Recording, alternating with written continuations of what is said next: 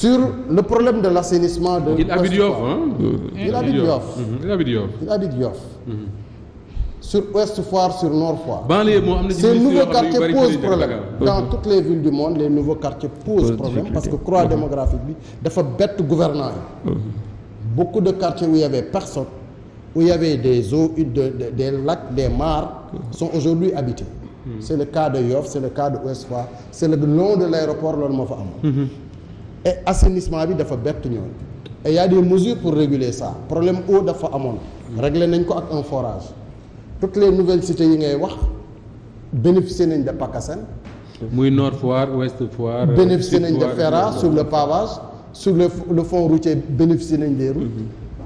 Et Yoff est illuminé par rapport à beaucoup de communes de Dakar en ce moment. Donc c'est une chance d'avoir un ministre maire parce que maire yi mooy bopp moomeel. ñun ña fa dëkk ñooy tànn ki ñu bëgg def ko maire. mais li ma bëgg a xam mooy comment expliquer que c'est une chance d'avoir un ministre maire c'est ça que je veux comprendre. Parce que le maire quand même qu'il soit ministre ou commerçant c'est la même chose l'essentiel c'est que mu am une bonne politique un bon programme pour. mais Moustapha vous êtes journaliste dans une télévision. mais télé yi topp yemuñu xarañ. yemuñu xarañ ci journaliste. dëgg la yemuñu xarañ ci équipement yi. dëgg la mën nga ñàkk équipement am ñu xarañ fii école la Walfadjri bii ñu nekk. école journalisme bu mag la. ñi fi jaar def seeni preuve bari nañ. maire yi même chose. da ngay am maire bu incompétent na nekk ministre wala mu ñàkk ko nekk. na nekk mu jàng wala mu ñàkk jàng. mooy ñi am ay maire yu incompétent. dégg naa fi ngay waxee. exactement ci maire yi même chose la nekk mais Abdoulaye Diouf Sarr aujourd'hui sur Dakar c'est une chance. yow kii Seck. ñun de Yoff waxuñ loolu. bàyyi si ngay wax tamit ban chance man meluma ni yow damaa dund. on a le temps yéen ñëpp waaw loolu yëpp grave. man damaa dund. ak 19 maires commune d'arrondissement yi pendant loolu sa at moo la ko may du différence. 7 ans laa dund ak ñoom. je les ai vois au quotidien. non je sais ce qui se passe oui, dans l'ensemble des communes de Dakar. oui pour yow Abdoulaye Diouf Sarr c'est un bon maire. Abdoulaye Diouf Sarr Alioune Ndoye c'est les deux meilleurs maires yu nekk. mais parce qu'ils sont de votre camp quand même. non.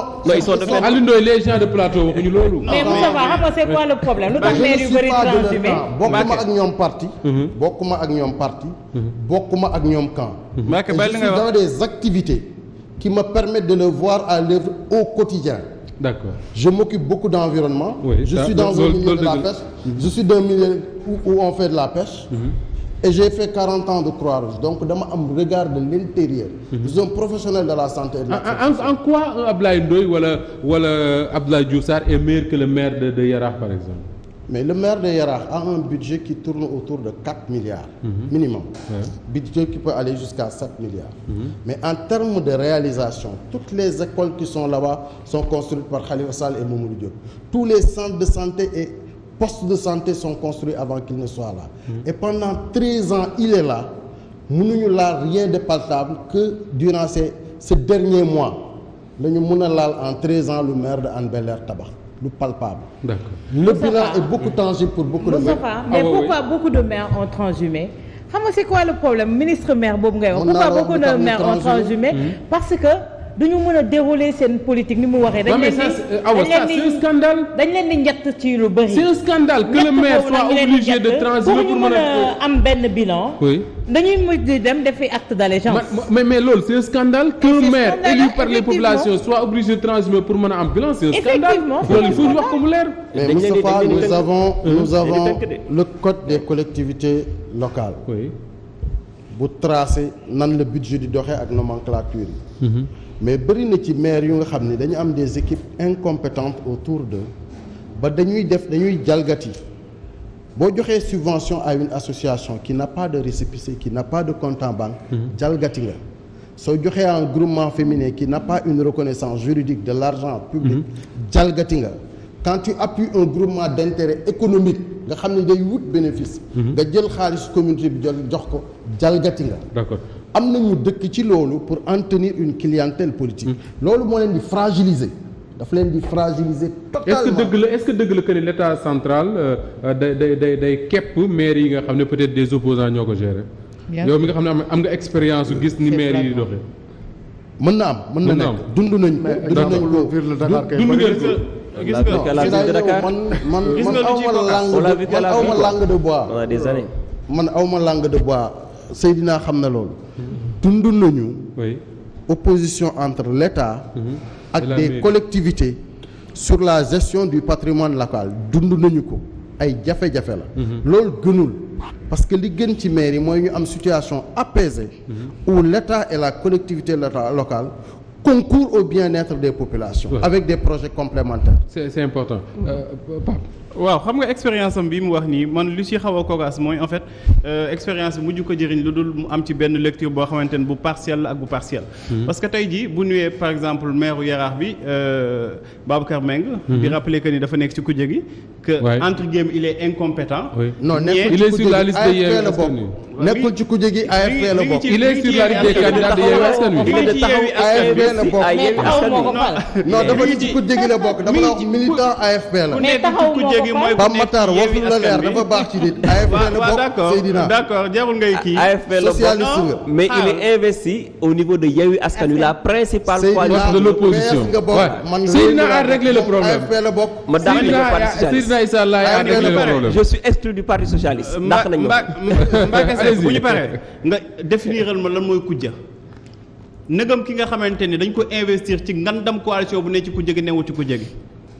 loolu yaakaar naa ne jarul sax ñu si débattre Babacar Mbengue mi ngi ci kujje gi parce que mooy candidat wu Yewwi Askan Wi. fële ca Bel Air. la principale force de l'opposition. dama la wax AFP la bokk. alors AFP la bokk fu mu bokk intéressé wu mooy li ma intéressé mooy la fi ñu c'est ko le parti de investir base. parce que dégguma ko muy revendiquer appartenance am AFP mais maa ngi koy dégg muy revendiquer appartenance am fi nga xamante mooy Yewwi Askan Wi loolu laay jàpp mais du ma jàpp AFP bi nga xamante ne peut-être fa la bokkoon ci yenn jamono. mais pour dire que ni. xam nga lan moo ci doy waar. Moussa tey bu ñu la nuyee par exemple Yoff nga dem ci Yoff bi nga xamante ni village la waroon tey ci dépasser sax ci ni mu dundee wala ni mu mel actuellement da ngay dem ci yenn quartier yoo xamante ni assainissement problème la alors que Yoff da ngay dox dugg ci géej da ngay dox dugg ci géej bi bu ñu waxu nappe phréatique gis nga Abdoulaye Wade ba mu bëggee jël fii nga xamante ni mooy corniche bi ci biir li nga xamante ni yoon boo xamante ni canal bi fa la doon jaar foofu nañ def tunnel donc l'État quand il veut il peut problème de volonté kese moom moo taxaw ci Yoff ba ñuy wax assainissement. Effectivement.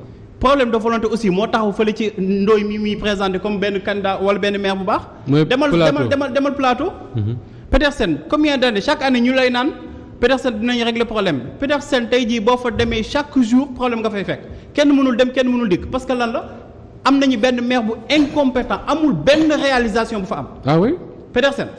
diggante 2012 ak léegi laa waxuma la sax 2014 2012 ak léegi amul benn réalisation bu fa am. léegi kooku ñu ko présenté comme quelqu'un de compétent.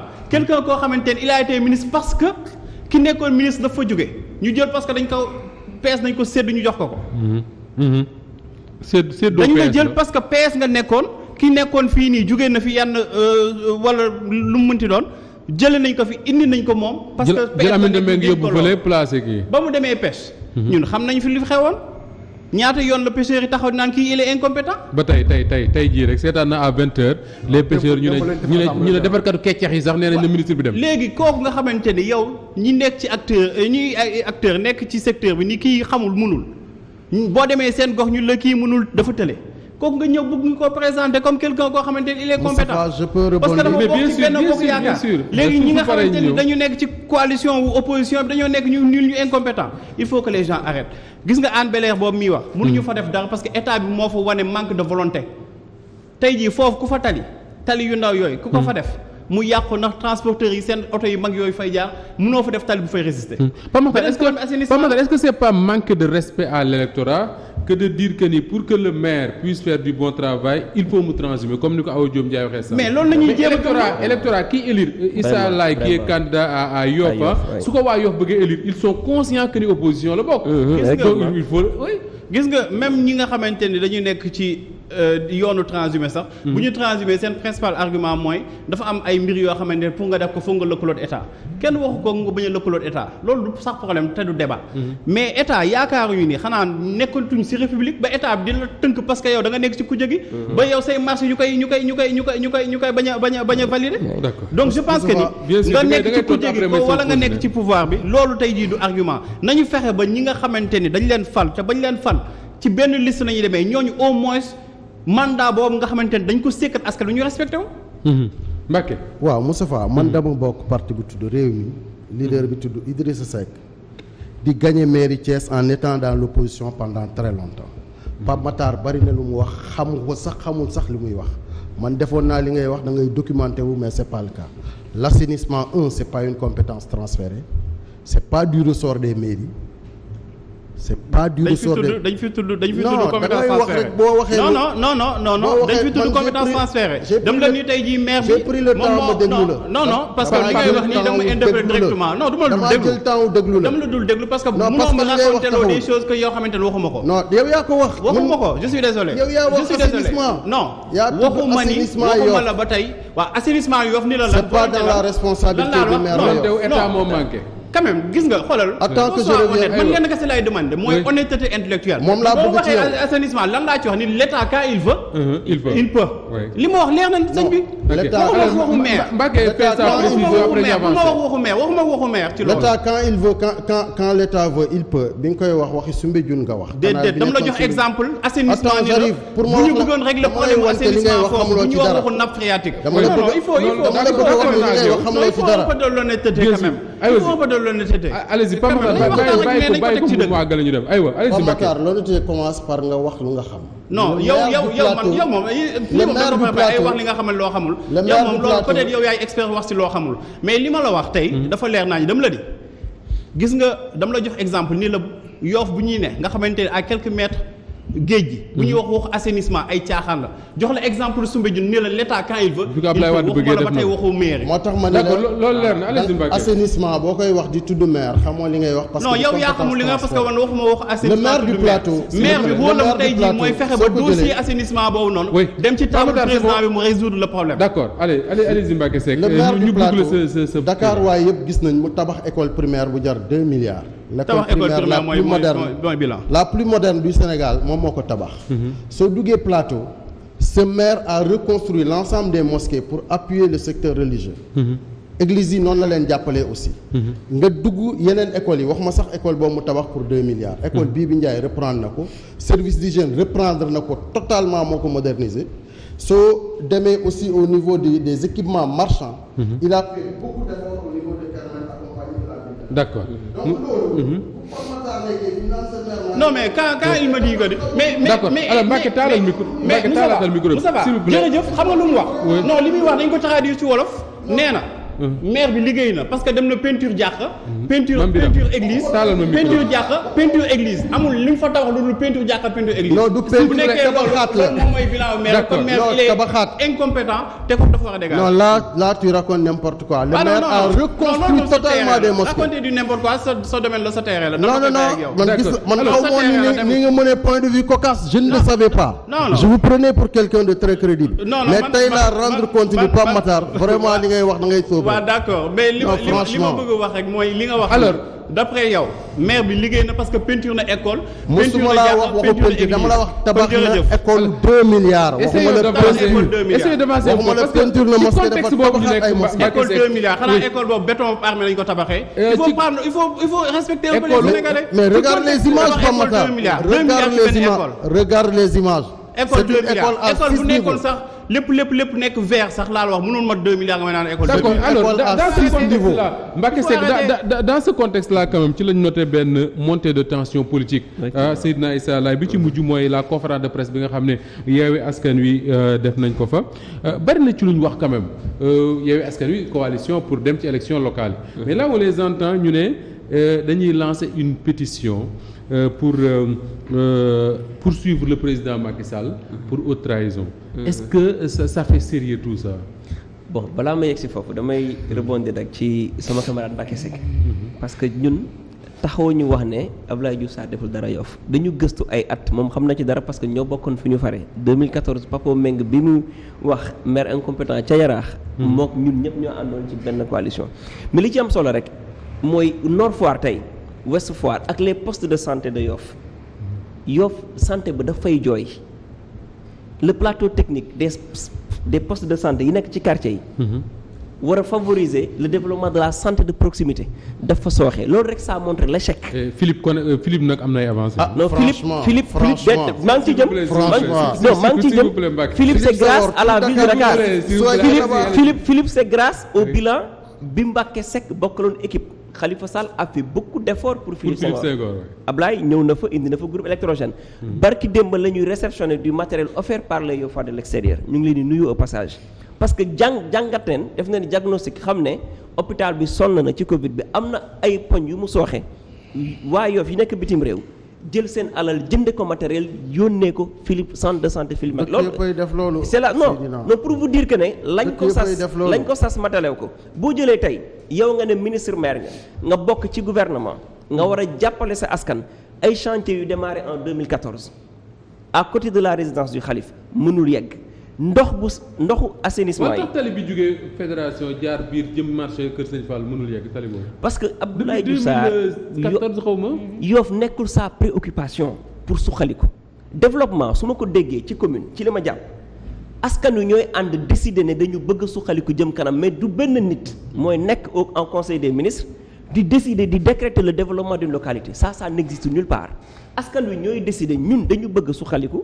am nag un ministre qui peut faciliter beaucoup de choses ñu ànd ci ak moom mais ce qui est réel et constant est que Abdoulaye Diouf Sarr kenn du ko gis Yoff muy nemmeeku askan wi balaa muy nemmeeku askan wi mën nañu doo leen amoon antenne ngeen tijji ko waa Yoff dëggu buñ leen seedalee balaa ñu koy gis day fekk mu soxla wala élection jot mais loolu du respect. te élection yi am mu gagné ko Yoff.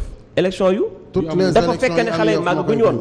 dafa fekk ne xale yi màgg mais ay xale yu ndaw jàkkaarloog moom 2017 am le tiers de l'électorat sans moyen gagné 4 centres de vote dont le plus important du village loolu xale yee màggagul woon te élection yi di ñëw dina xam ne lépp dëgg la. parce que les Yoffois ont décidé Yoffois yi décidé nañu jël seen destin en main. Yoffois yi dañ décidé def Abdoulaye Diouf Sarr maire de Dakar. loolu mooy décision Yoff maa ngi woon meetingu dimanche ba. mais meetingu dimanche. meeting boo xam ne dem nga meeting boo xam ne dem nga Malika raasaatu fa ay nit. dem Yëmbal dem Yaraax ngeen mobiliser ko ngeen dem Padois sama xarit Banda Diop mobiliser ko mu dem Ngor Wakaam ñam fa am mobiliser ñëw mais c'est normal mu am nit xam nga meeting mënuñ ci natt. non meeting bu sabaa même ma daaneel foofu meeting mënuñ si natt popularité nit Ablaye Wade def na fi meeting en décembre 2011 le plus grand meeting ndeysaan Iba Thiam yàlla na ko yàlla yërëm mu ne 2 millions de Sénégalais te terewul mu daanu meeting mënuñ ci jauger popularité Ablaye Diouf Sarr à Yoff parce que xam nañ ni mu demee ñu ngi taxaw di xool kaar yi di dugg ak génn pour rebondir ci Yewwi Askan Wi li président Macky Sall def quand même dafa rafetul dafa mel ni moom am na ay Sénégalais yu am créativité yu am xarañte yu ñu war a honorer mu recevoir leen faalew leen lijjantiw leen mais mu jël koo xamante ne c'est une icône de la traîtrise c'est une icône du faux nga jël ko di ko recevoir di photo ak moom di ko montrer en exemple parce que le président aussi mais il doit être un exemple nit ñi dañ ko war a sagoo dañ ko war a ndamoo parce que mooy njiitu réew mi